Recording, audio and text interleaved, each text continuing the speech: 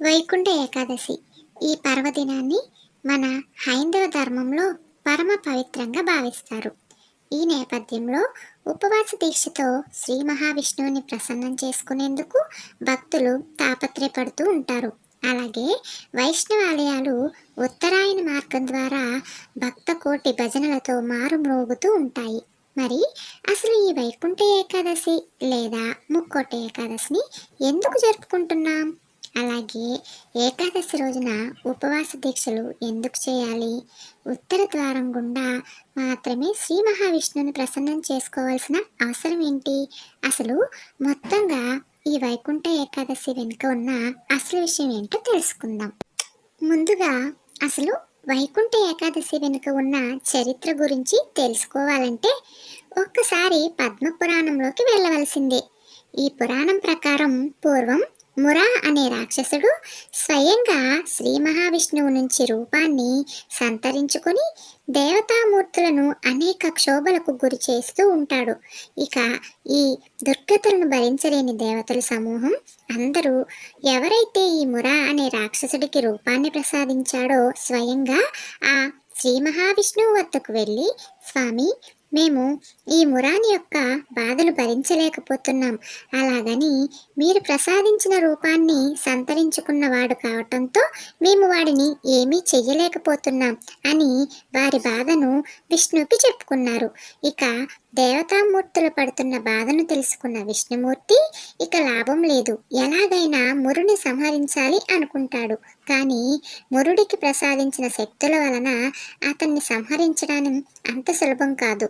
ఒక ప్రత్యేక అస్త్రంతో అతన్ని వధించాలని పాత్రికాశ్రమంలో హైమావతి గుహలో అస్త్రాన్ని పొందేందుకు తగిన పథకాన్ని సిద్ధం చేస్తుండగా విష్ణువు తనని సంహరించాలని అనుకుంటున్నాడని తెలుసుకున్న మురాసురుడు విష్ణువుని సంహరించాలని హైమావతి గుహలోకి ప్రవేశిస్తాడు.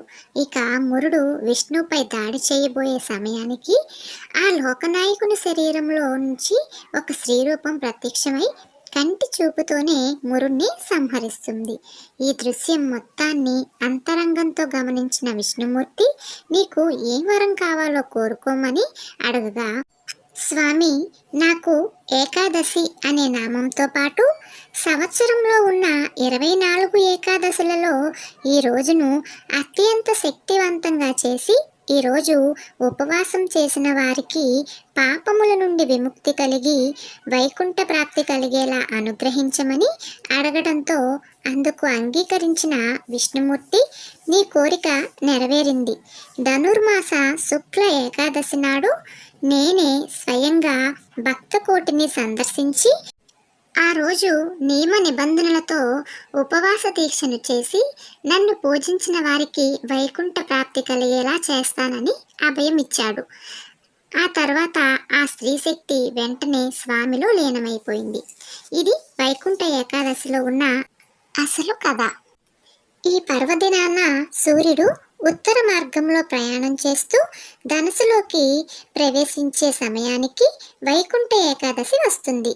ఈ సమయంలోనే విష్ణు భగవానుడు గరుడ వాహనంలో బయలుదేరి తాను మురుడు నుండి విముక్తి కలిగించిన 3 కోట్ల దేవతామూర్తులతో కలిసి ఉత్తర మార్గంలో పయనించి వైకుంఠం యొక్క ద్వారాలు తెరిచి భక్తులను సందర్శిస్తారు. కాబట్టి దీన్ని ముక్కోటి ఏకాదశి అని కూడా పిలుస్తారు.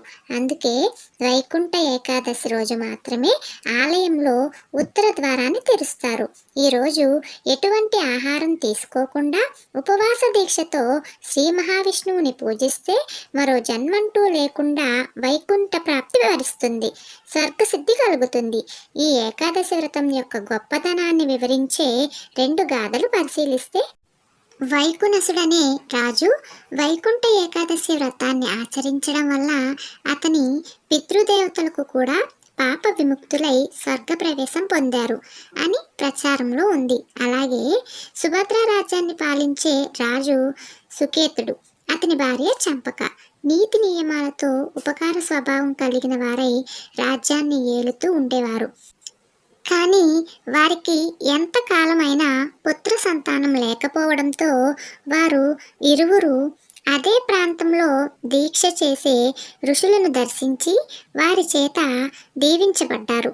కొద్ది కాలానికే పుత్ర సంతానం పొందుతారు. కావున ఋషుల చేత దీవించబడిన ఆ వైకుంఠ ఏకాదశిని పుత్రద ఏకాదశి అని పిలుస్తారు. ఇంతటి విశిష్టత కలిగిన ఈ ఏకాదశి రోజున ఉపవాస దీక్షలో భాగంగా అన్నాన్ని ముట్టుకోకూడదు. రాత్రంతా జాగారం చేయాలి. ఇలా చేయడం వల్ల వైకుంఠ ప్రాప్తి పొందుతారు.